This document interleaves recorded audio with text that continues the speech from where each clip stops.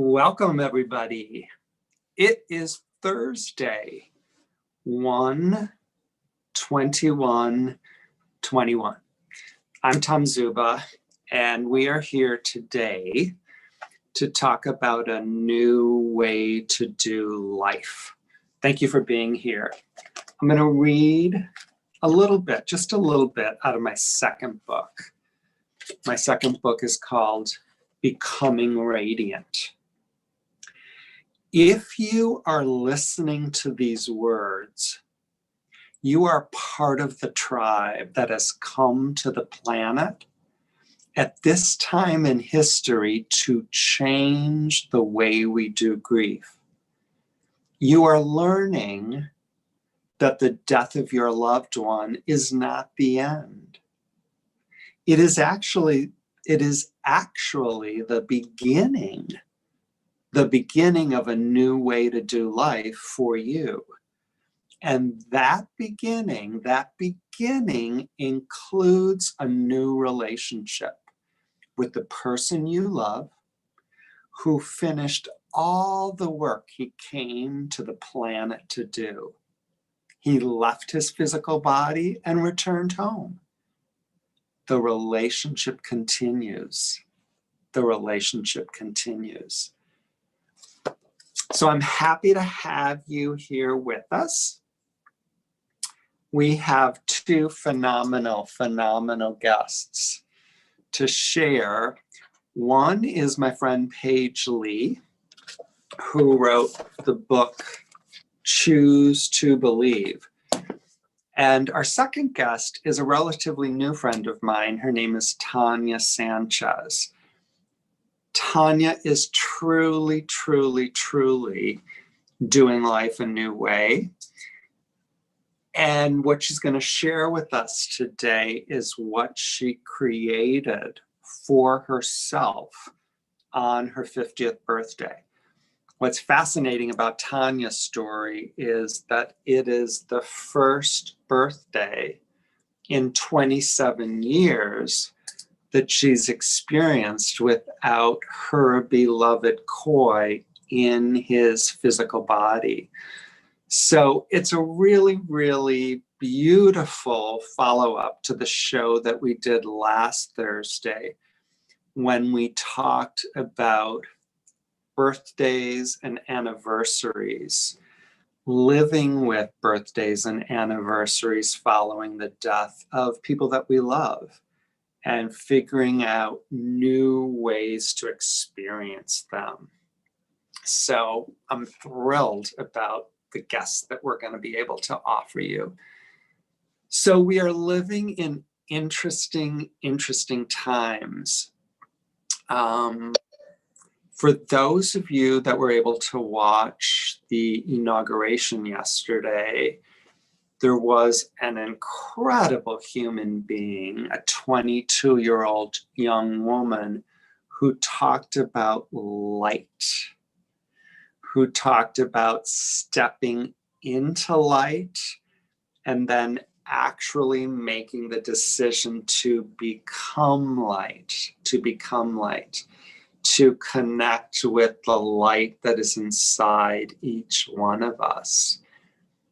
I don't believe in coincidences. I firmly believe that that is a message for all of us at this pivotal time in the transformative expansion of humanity. Over and over again, I have said that I believe that the death of a beloved cracks us open. It cracks us open, and it is our invitation to become the people that we came to the planet to be. So I'm going to bring Jessica on. Hi, Jessica. Hello. How are you? I'm good. How are you today? I'm good. It's good to see you. It's funny. I always have to do that little thing at the start of our connection. So I don't know if you were able to hear what I was just saying, but I talked about the fact that the young woman who wrote and read the poem yesterday at the inauguration ended it talking about light. How she put out the call, the invitation to become light. Yeah, I know, to the entire world. I love that form of speech is becoming the new vernacular. Lily and I were watching a show recently. It was a karate show, and someone was kicked in the stomach, and the person said, "Oh, you kicked them in their solar plexus." Yeah, that's interesting. Isn't that interesting? Yeah. Oh, I love that. Yeah, becoming the light. Yeah. We each get to choose how we look at this time in history. Yeah.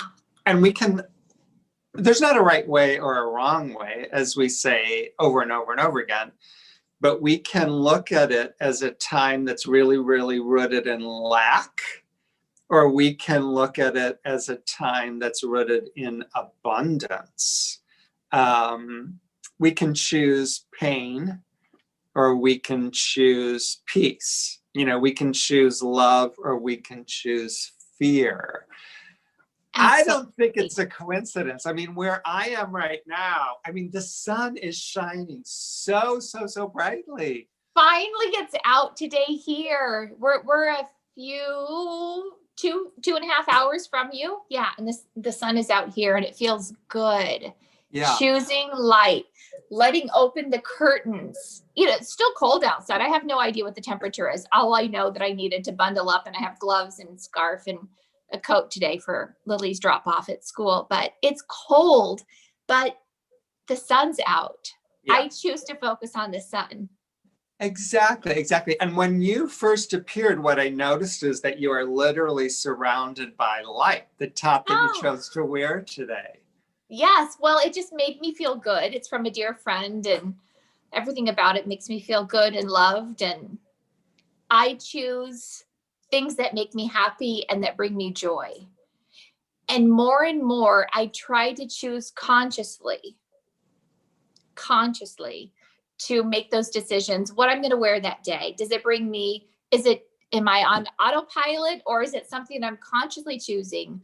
What I'm eating, what I'm listening to, does it bring me peace? Does it help my growth? Or does it help me, flatline, or just kind of go numb, which is okay too. But more and more, I consciously try to make the choice to move into healing, into growth, into light. And you are all light on this side, on one side of you. I don't know if you can see that on your side. Yeah, I can feel it. The windows are right there.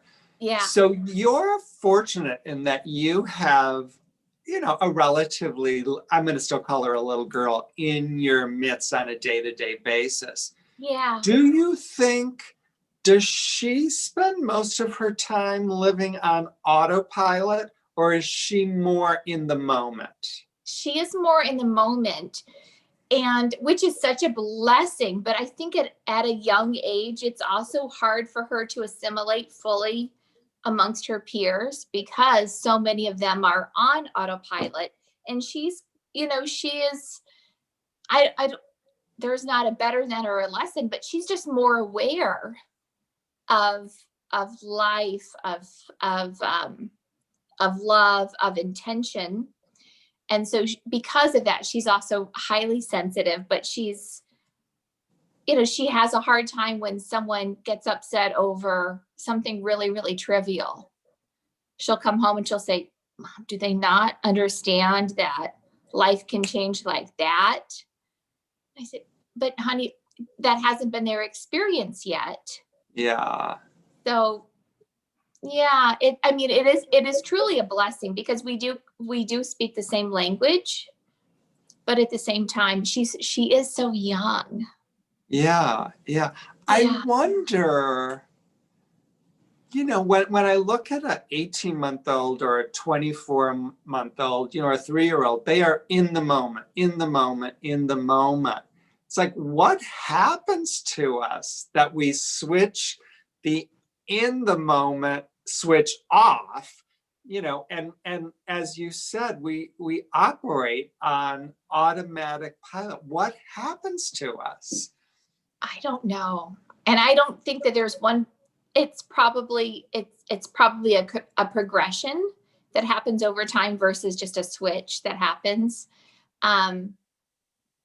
It's fascinating. And I hope to raise a kiddo in a life that where she's more attuned to how she's feeling versus being, on autopilot. And it's fine to be on autopilot. It gets us through the day, sometimes on a really, really rough day.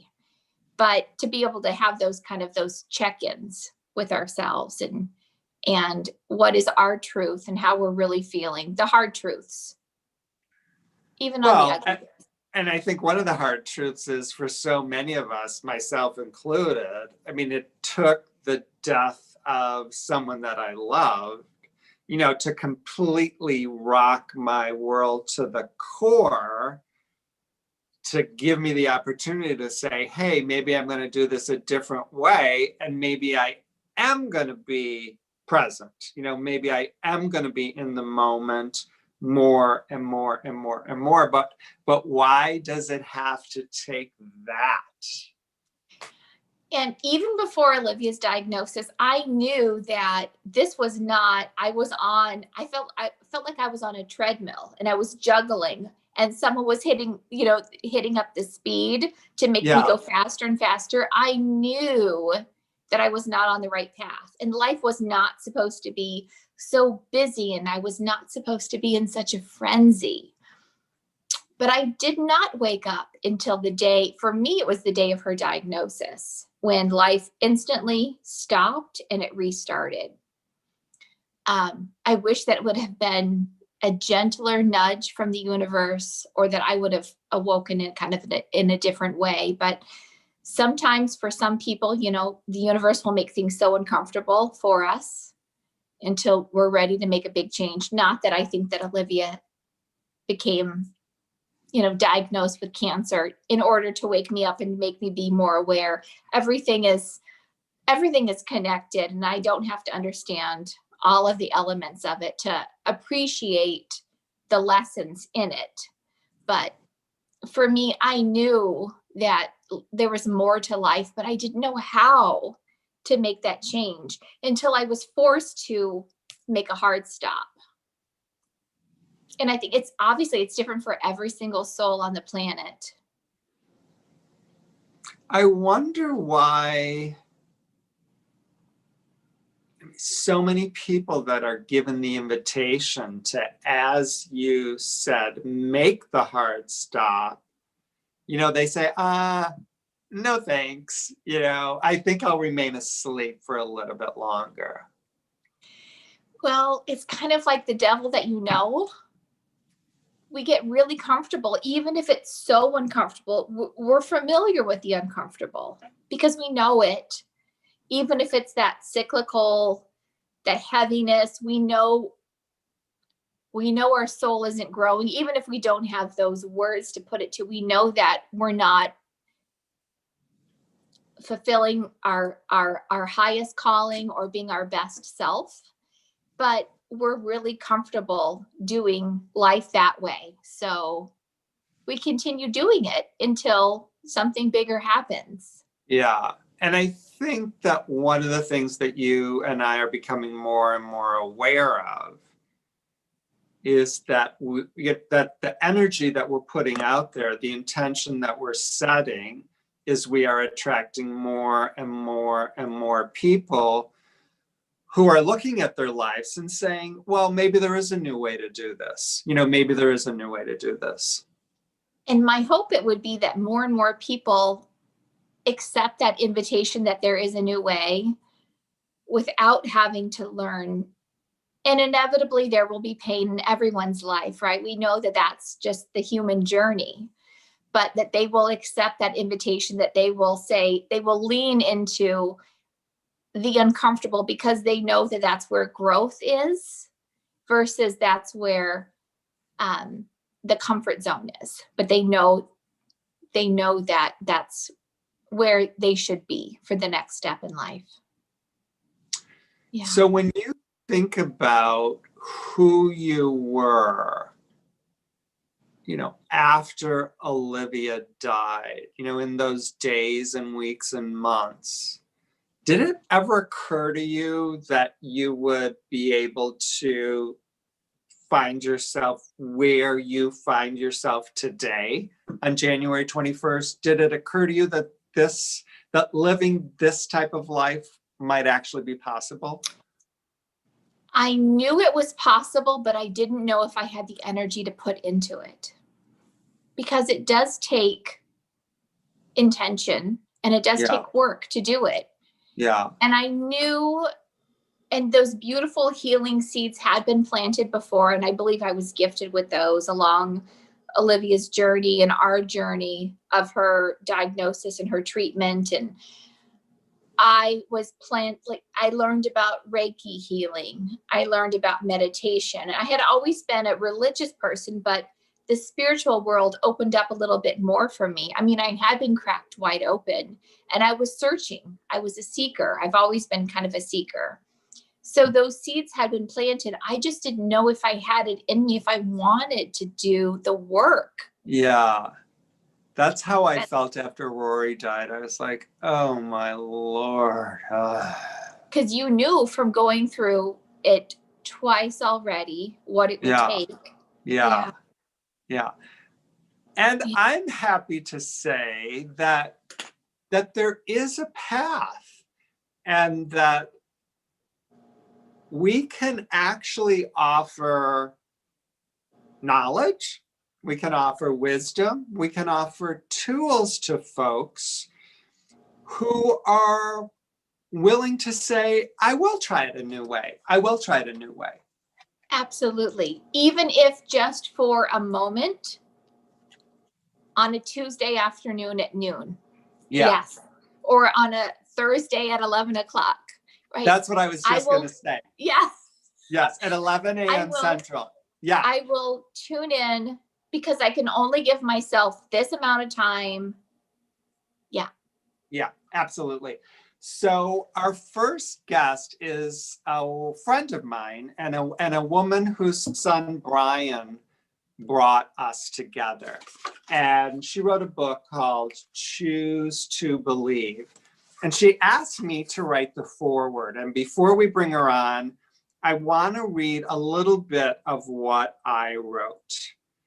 In her own personal love letter to life itself, Choose to Believe, my friend Paige Lee, Brian's always and forever mom, has painted a picture for you, a picture of what healing can look, feel, taste, sound, and smell like for you. Yes, for you. Paige Lee has experienced the indescribable pain and horror of the death of a beloved. Step by step by step, Paige has consciously created her own radiant resurrection. Her powerful book, Choose to Believe, tells that story in a way that you can make it your story. Paige generously shares her knowledge, her wisdom, and the tools she gathered along the way so that you too can become radiant. If you're interested in healing your shattered heart following the death of your beloved, this is a must read. This is a must read. Let the healing begin. So I'm excited to bring Let it begin with us. Yes, yes, yes. Let me see. Hi, Paige. You're on. There you go. Hi, Tom. How are you? Good. Do you know Jessica? No, hi, Jessica. It's so nice to meet you. It is so nice to meet you too. We just know each other through email, but this is so much better, isn't it? It is, and I just want to thank you for all your help. I was like, how do I let people know to come? Do I give them this link? And then Jessica set me straight on your process. Thank you for that. Well, Thank we're you all so learning here. And one day soon, I'm looking forward to giving you a hug in person. I would love that. Let's do it. We should plan that. We need to plan. We Yes. need to plan a conference or something. We do. That's my We do. greatest desire, Tom. You know, I want to do this with you. We're going to do it, right? Wonderful.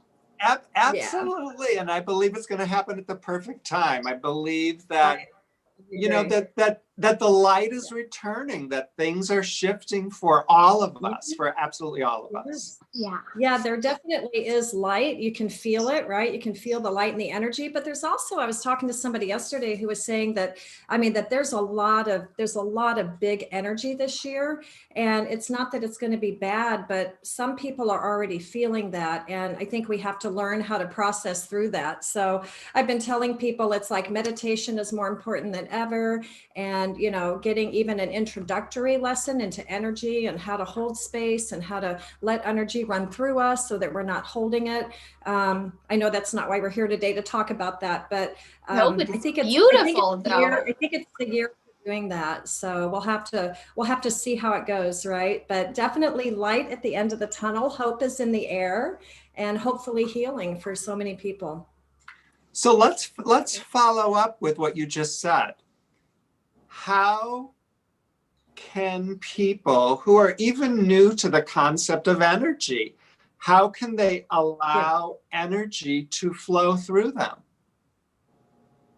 Well, meditation is the best way to do that. But, so if you can imagine, it's really a grounding exercise. And so if you can allow the energy to enter through your crown, feel it, see it kind of run through you all the way through your torso, through your arms, out your fingertips, down through, your legs, through your thighs, down your calves, and then down through the bottoms of your feet into the ground. And then there's a lot of exercises and meditations where you can kind of recycle that energy and bring it back up. But the main thing is to kind of imagine you're a tree and let that energy just kind of run all the way through you and around you. Because what happens, like in grief, and I know we've talked about this before, in the early days of grief, all of that grieving energy stays stuck and it just kind of sits in our muscles. And I didn't even know that until I decided to take up yoga, because I intuitively knew I needed to move my body. But I didn't understand really anything. As you know, I always say I understood nothing. So I had a lot to learn. And I went to yoga class and I just cried. Every time we would shift and do a new pose, I would just sob like a baby. And then, the teacher would come over and just be very gentle with me. I think my friend Gina's on the call. We went to yoga together, and she had a beautiful vision of her daughter, Danny, and my son, Brian, kind of cheering us on as we worked our way through those early yoga classes, because it was all of that grieving energy just being released as we learn to move our body. So I kind of think of it that way. We have to move our body and move the energy, or it stays stuck. And for some of us, even though we're feeling, those of us who like how the election turned out, we're feeling a lot of light and hope, but there's a lot of people who aren't feeling that. And so I think it's important for all of us to do that exercise. You know what I love about that? It's a different way of presenting what I believe, that, and I know you believe the same thing, that the energy, the sadness, the disappointment, the loneliness, the anger, whatever. Yeah. That is not who we are. Right. I am none of those things. Yeah. And when I can experience the energy going into my head, coming down, then that gives me the opportunity. I'm actually the observer. Mm-hmm. I'm that which is observing the energy. And when I allow the energy to flow, it does flow. It'll have a beginning and a middle and an end. But when I, hold on to it, and then yes, absolutely. And that's what meditation is all about too. And I know all of you who know me know that, you know, the number one tool that helped me through my grieving is meditation. And it's the number one thing that helped me learn to connect with Brian and with others in spirit. And it's critical to the process. And it's critical that it be a dedicated, committed part of your spiritual practice every day. So that's kind of like number one thing for me. But it is important to move it through. And the thing is, everything is available to us. Everything we need and everything we want is available to us. We just have to allow it. And so in this exercise of moving energy, and there's so many YouTube videos, you know, you can find anything online anymore. I'm actually doing on my Monday night Zoom. I do a free thing once a month on Zoom, and we're doing a sitting in the power meditation, which we will experience that if anybody wants to join in. That's no cost to people. But yeah, so it's important right now that we do that. And I know you guys know that, but for some reason we needed to tell people, didn't we? Yeah. So if people are interested in connecting with you on that Monday night Zoom, how do they do that, Paige?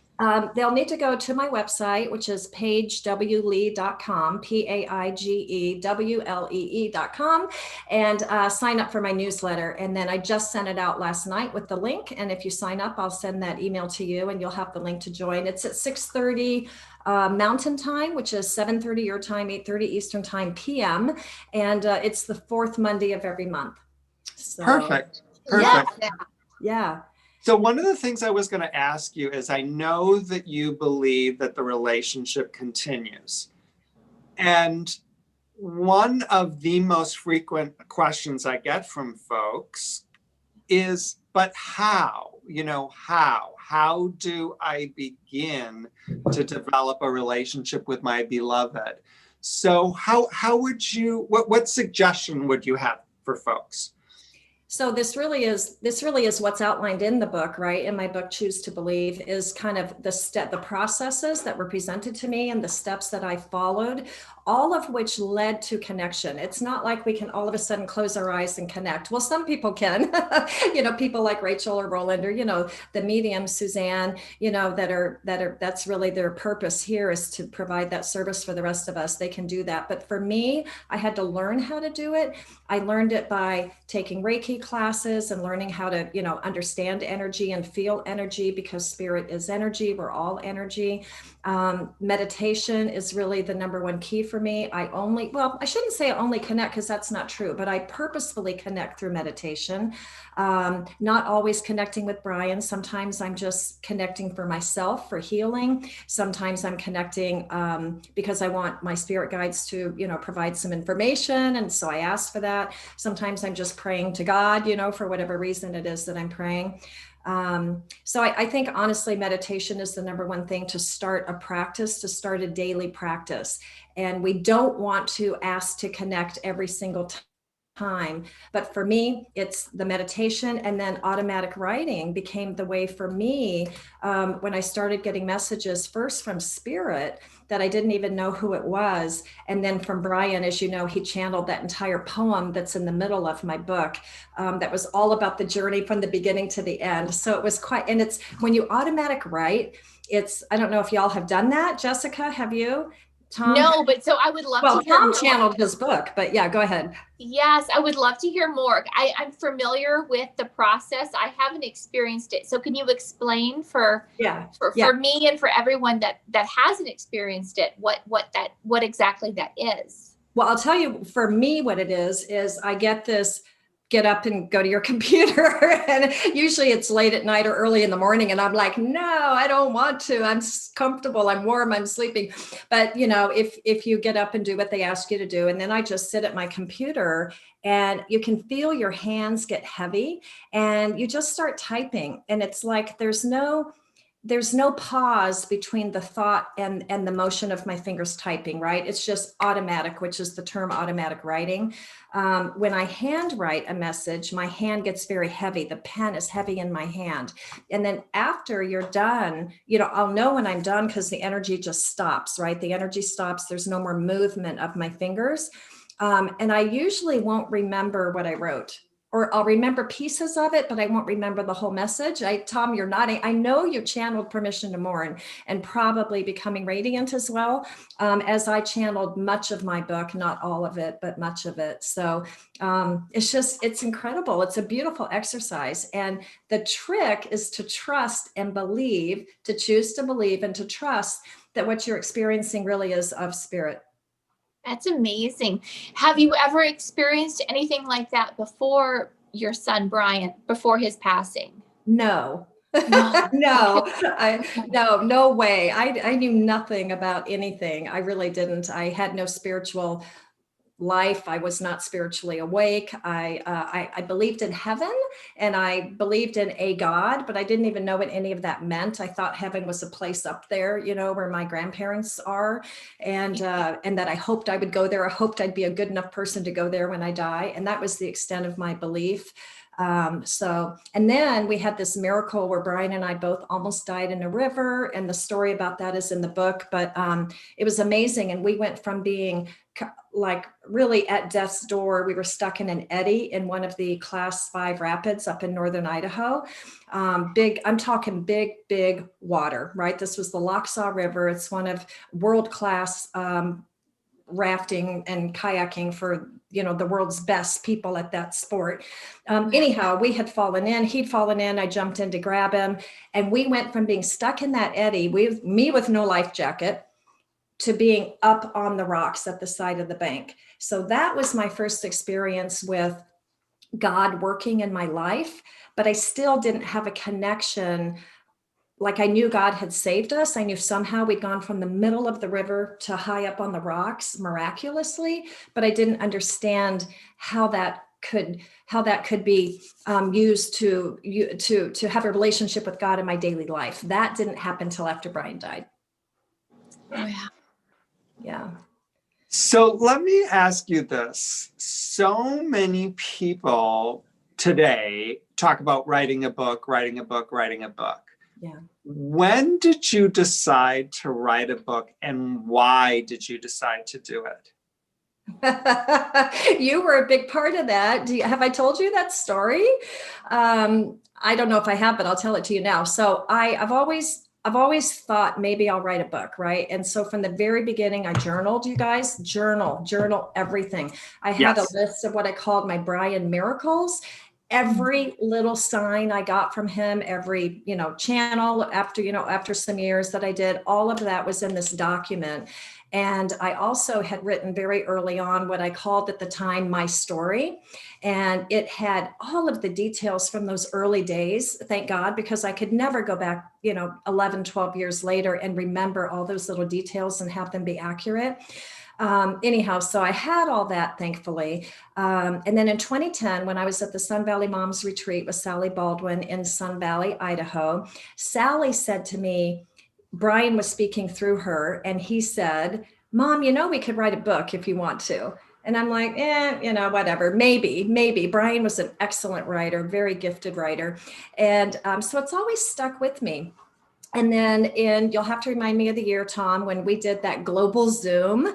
We had 100 people on a Zoom where I was interviewing you about your book, Permission to Mourn. I had my healing center at the time here in Boise, and Tom was a special guest. And so we did this global Zoom. And in preparation for that interview, which I forgot to record, Jessica, Tom's like, can you send me the recording? And I'm like, no, I forgot to push the button. Anyhow, as I was preparing for that, I remember I was on an airplane and I had your book, and I'd already read your book, 100 times, but I was going through it and I was earmarking some things and making notes. And all of a sudden I heard, you can write a book. And I sat down at that moment and I wrote the entire table of contents. Oh, wow. Talk about automatic. I have chills right now as I tell you that story. I've got this whole energy going through me that I talk about. Wow. I wrote every chapter and it didn't change much. I changed it slightly. There's a couple of chapters that I dropped, but yeah, isn't that amazing? It is amazing.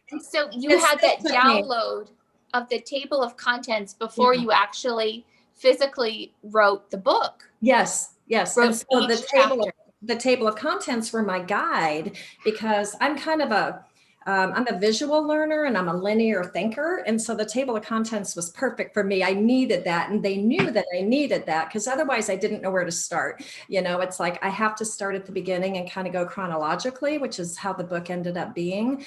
Because you have to start at point A to get to, you know, point Z, right? We have to do the work to be able to get to the point where we can connect. And so the book is all about the steps that I took, the opportunities that came my way, the times that I said yes, some of the times that I said yes when I shouldn't have, and about all of the things that I learned and processed over the years, to where I finally got to where I really could connect with Brian and absolutely unequivocally believed that it really is him, right? But thank you, Tom, for if it weren't for you, who knows when that would have happened. So what was the process like for you to actually writing? Right. Yeah. So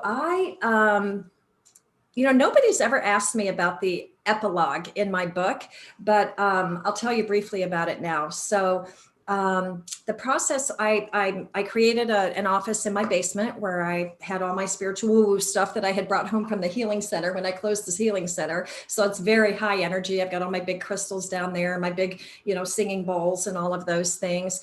And a big, beautiful tapestry that Brian had brought me from Pakistan, where he had visited the summer before he died. And so that tapestry is beautiful. It hangs on a wall down in that basement. And I sat there and I have a beautiful writing desk, and I, you know, had the guys move it down into the basement for me. And I would just go down there every morning, and I would just, you know, I would just pull out my laptop and I would just put my fingers on the keyboard and I would just write. And some days nothing would happen. Some days I would just write forever. It took me about probably a year to get to, well, the first thing I did was I pulled together all of the prior journaling, right? I pulled together all of that and I inserted those things that I already had written down into the chapters where they belonged. I had done some blog posts. I kind of pulled those in. So I had some things written that I incorporated, and then I just had to fill in all the blanks. The key was my editor. She runs Dorothy Reed and Associates here in Boise. She's an amazing, amazing editor. And she is the one that made me dig deeper. Every time I would send her a chapter, I sent her chapter by chapter. Most people send a book. I sent chapter by chapter because I needed the validation and I needed the encouragement and the rah-rah. So she was amazing, and she really made the book a better book. But what happened is, right when I announced proudly on Facebook that I was one chapter away from being done, I woke up one day with adhesive capsulitis, which is frozen shoulder on the right side. And I could not move my arm more than 3 inches away from my body. I certainly couldn't type. I couldn't hang any clothing. I couldn't do my hair. And I love hair.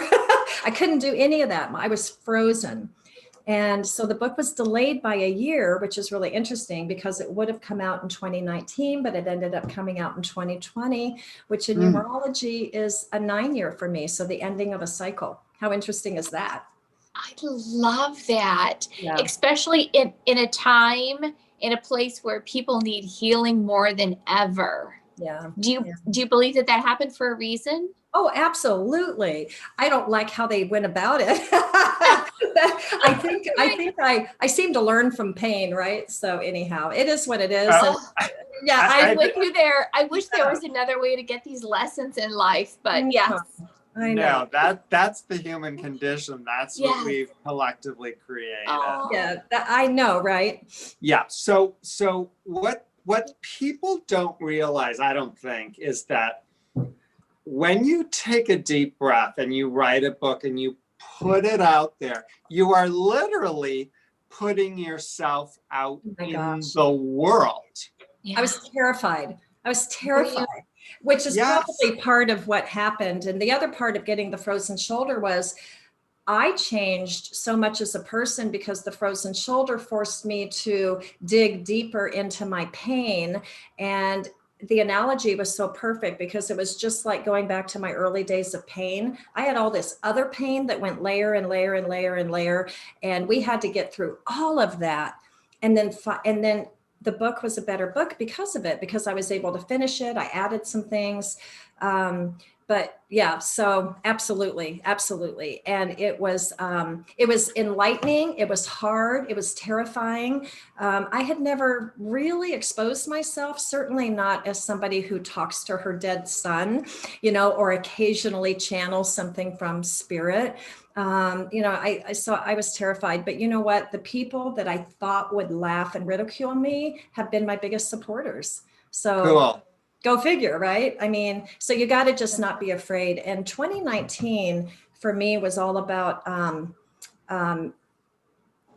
becoming my true self, right? 2020, I mean, not 2019. It was all about being my true self and being true to who I really am. So with Spirit's guidance, I was willing to walk through that, but it wasn't always easy. There was a lot of fear.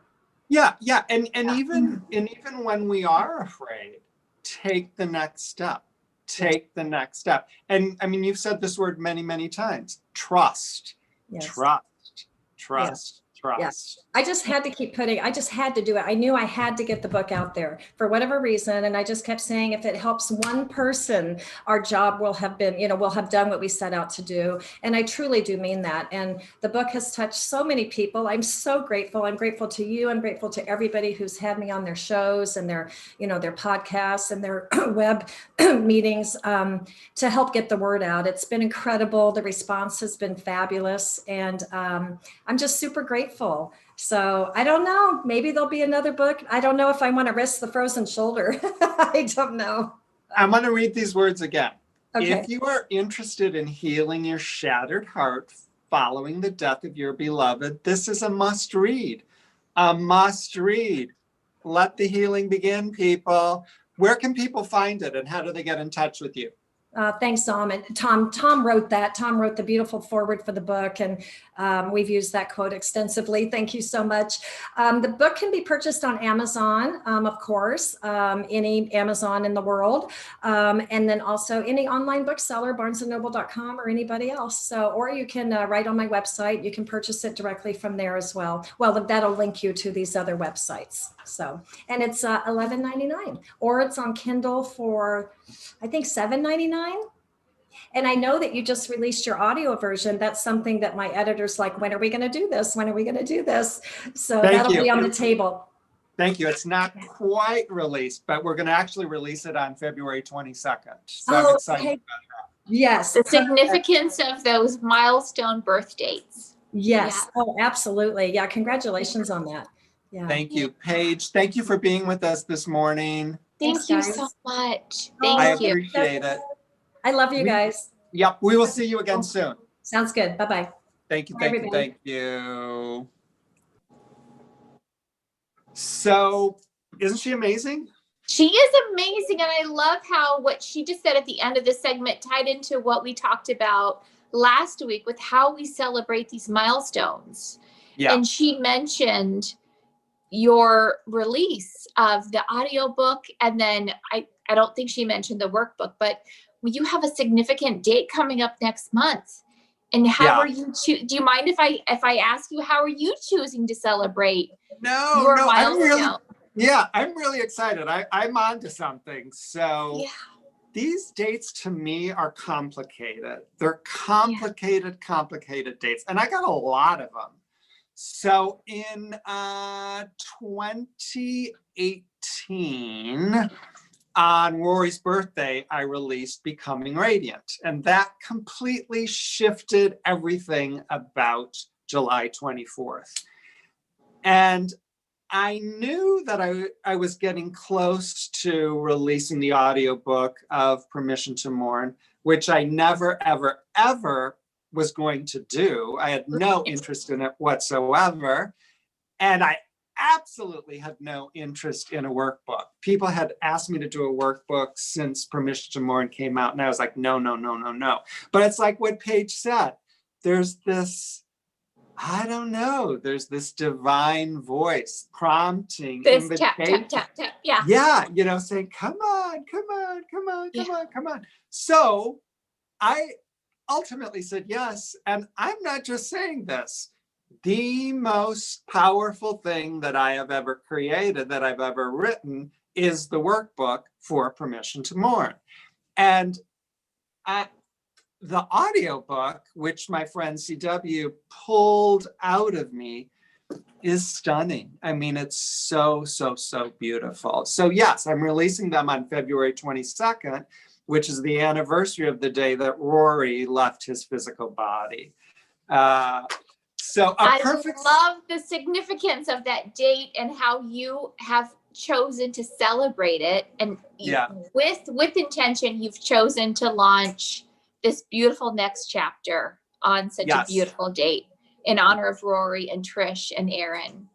Yeah. There's a new way to do grief, which for me, for you, for Paige, has created a new way to do life. A perfect segue for our next guest. Our next guest is Tanya. I'm going to ask her how she found me because I'm not exactly sure. But I'm not sure either. No, but I've gotten to know her better and better over the last couple of weeks because she's in Permission to Mourn Module 2, which is our 3-week online program, which is going on right now. But this is what caught my attention. Tanya just marked her 50th birthday, and on her Facebook page, this is what she wrote. Thank you for making my first birthday in 27 years without Coy in his physical body a true joy. A true joy. Talk about doing this a new way. Hi, Tanya, we're talking about you. Hi. Hello. How are you guys? We're doing good. We're doing good. So I want to begin by asking you, how did you find me? Do you remember? On Facebook. I just popped up? Yeah, I did. Did you have a group of grief friends that maybe sent you towards Tom or Tom to you, or do you remember? Nope, it was the actual just pop up on Facebook. No coincidence. I'll call that divine intervention. Those are my words, but yes. Oh, I'm so glad. Yeah, so I love what you posted because it is so contrary to the story that I think most of us are holding and most of us are believing. You said, thank you for making my first birthday in 27 years without Coy in his physical body a true joy. A true joy. Tell us more about that. So, I think with the help of you and Lori Smith, who's helped me with meditation and connecting with spirit, I found the energy and the strength to forgive myself, because I think with everything that goes on with the death of a loved one, there's always some guilt, regret, something that we feel, sorry, did I not do enough? Could I have been there earlier? Could I helped him any more? And I found that strength to forgive myself with the community that we have created. And, I had to dig deep for that. And we always tell everybody, go forgive somebody else, but to forgive me, that was huge, like very huge. And that made me able to say, what would Coy do for me if he was here in his physical body? Well, we would celebrate. He would draw me a picture. He would, we would go out to eat. He would buy me jewelry. He'd buy me a dozen flowers, So what I did is I woke up that morning and I said, I'm going to celebrate it the way that he would have if he was here with me in his body. So I went and I bought flowers for myself, 12 dozen yellow roses, because I love yellow roses. And that's what he would always get me. And then I bought him some flowers because I took it to the cemetery, and I went to the cemetery, and I know he's not there, but I feel so peaceful at the cemetery. There's nobody else around usually. I don't have to worry about dogs peeing and pooping, and it's just so calming. And I meditated there for a little while, and I spent probably an hour and a half there, but I meditated for 20 minutes, 30 minutes. And then I left there and I thought, what am I going to do now? And I went and I bought myself a ring, like he would have done at James Avery, my favorite store.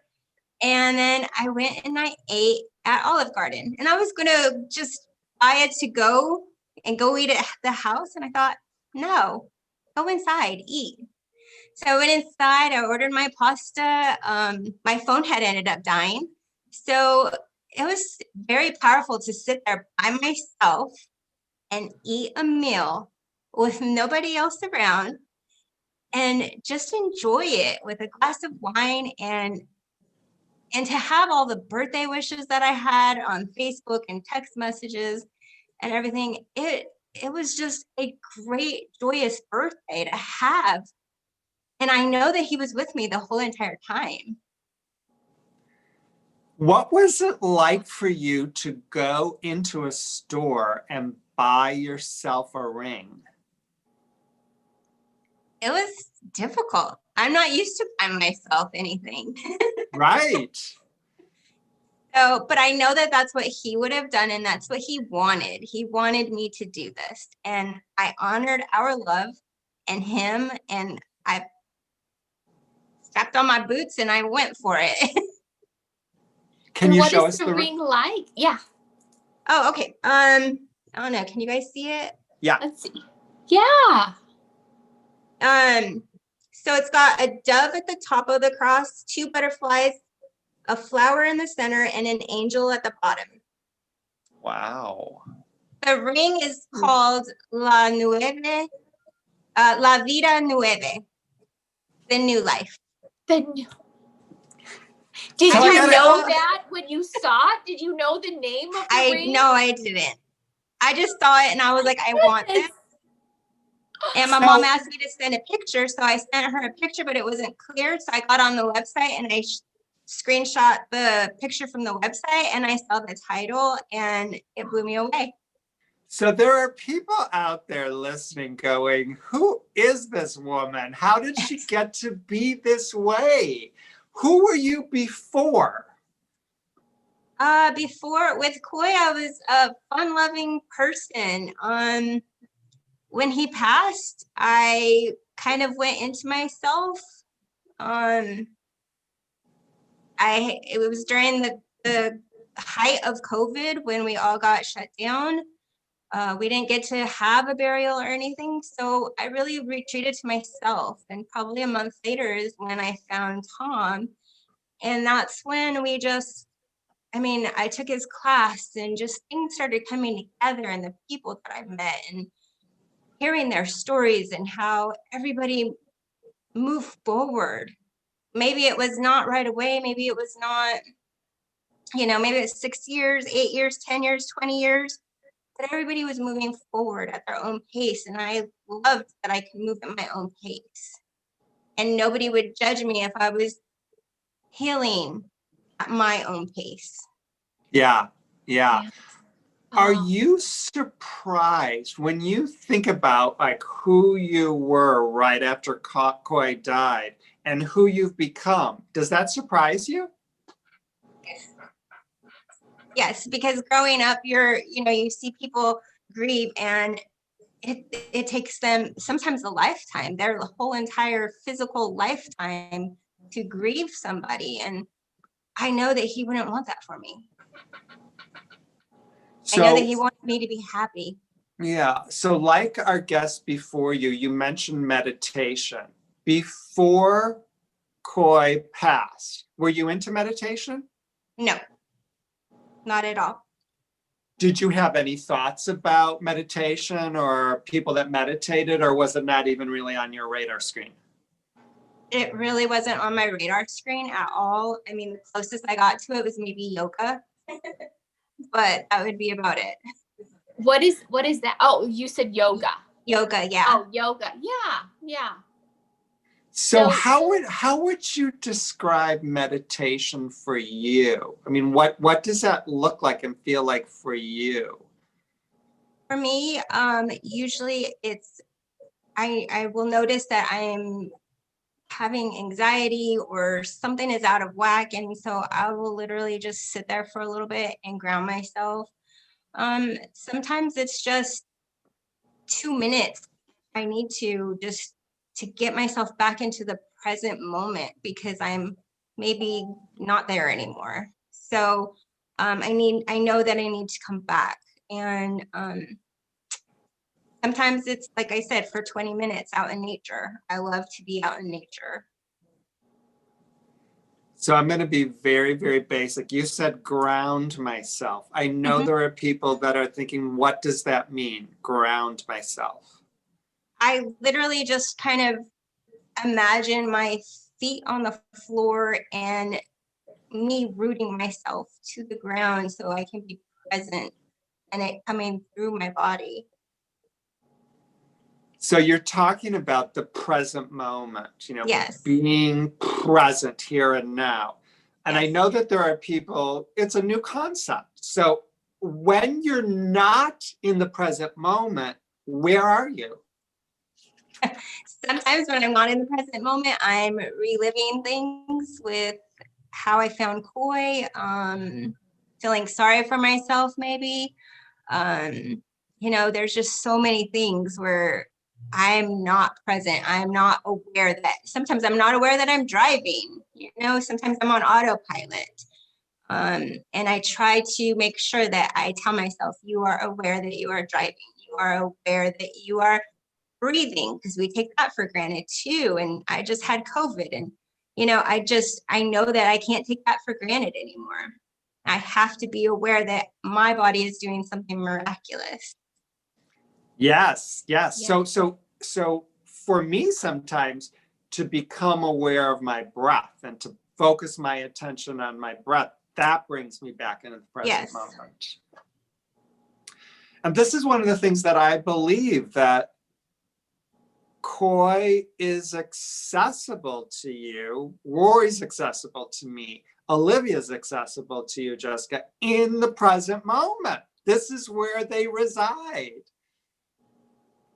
You are absolutely correct. I believe that wholeheartedly, because I do know when I am in my grief moment, it's almost like I cannot feel him with me. And so I have to let that all out and be present. And then I do get a sign, or I get just feeling him, or, that's when I'm open more. So you just turned 50. Yes. So when you think about your future, what words would you use to describe your future? Unlimited. Oh, Lord have mercy. That's incredible. You Miss honestly Tanya. believe that? I honestly believe that. And where will koi be as you create this unlimited future of yours? Right here. Right beside me. So is there anything special about you? Like, are you a magical magician who has special powers and you're very, very different from the rest of us? No, I'm a normal person. I've had to accept what has happened. I'm grateful for the time that I had with him. I'm so grateful for the love that we have. And it is still going on. And I know that no matter what my future holds, that love will always be there. So you're a firm believer that this relationship did not end, this relationship continues. Correct. And would you also say that his passing, rather than it being an end, it's actually a beginning? It is. It's a new beginning to see what our love entails and encompasses and holds. Like I said, it's unlimited. So for me, Tanya, the greatest gift that you have offered us this morning, it's the same thing that I commented on Monday night, is there is this radiance coming from you. I mean, this genuine smile on your face. I mean, you are a picture of what is possible. And Thank she you. just had COVID. I'll just remind everybody that didn't catch that. She's recovering, or hopefully fully recovered from COVID. Almost, yeah. On top of all of this.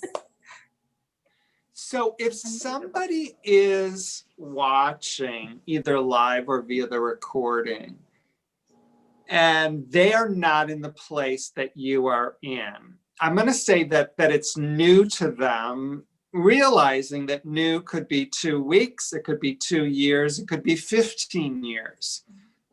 What offering do you have for them to assist them on their journey? I have had some people reach out, and I have told them to be kind and gentle with themselves. It may take a while for them to get even to be able to step out the front door. I don't know. I think that everybody needs to forgive themselves for whatever they're holding on to, because their beloveds would not want them to be, they would want them to live their life to the fullest that they would have lived had they been here in their physical body. I wholeheartedly believe that. I don't know. I think that at the moment when I'm talking to somebody, I think that spirit would help me with that. I don't know that I could just, every situation's different. Yeah. I love what you said. Number one, forgive yourself. Forgive yourself. You did the very best you could, knowing what you knew at the time. Forgive yourself. And be kind and gentle. You know, be kind, gentle, loving to yourself. Wherever you are is exactly where you're supposed to be in this moment. Absolutely. Thank you, Tanya. Thank you. Seriously. Thank you so much. Thank you for. Thank you. You know what? I'm going to go back to what I said at the very beginning. Yesterday, during the inauguration, we were given the invitation to shine our light. You know, shine our light. So, Tanya, thank you for shining your light. It is Thank you so all. very bright. We're so grateful. Thank you so much. I really appreciate you all. Okay, take care. Bye-bye. We will be Bye. back next Thursday, 11 a.m. Central. We'll see you all then.